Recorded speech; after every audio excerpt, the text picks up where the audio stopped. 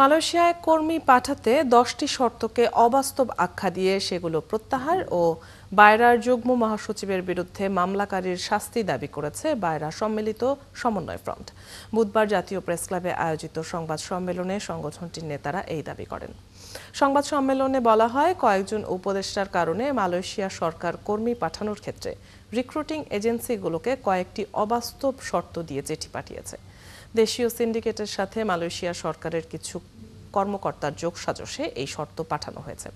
বায়রার দাবি, এই প্রক্রিয়া কার্যকর হলে কর্মীদের অভিবাসন খরচ আরও বাড়বে। রিক্রুটিং এজেন্সিদের সিলেকশনের নিয়মে নিমিত্তে 10টি অবাস্তব সত্য উল্লেখ পূর্বক একটা চিঠি প্রদান করিয়াছেন বাংলাদেশ সরকারকে। সিন্ডিকেটকারীরা তাদের নীল নকশার বাস্তবায়নের জন্যই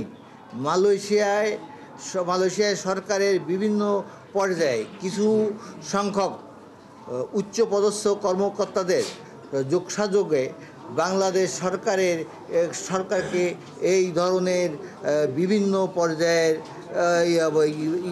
ক্রাইটেরিয়ার প্রদান করেন।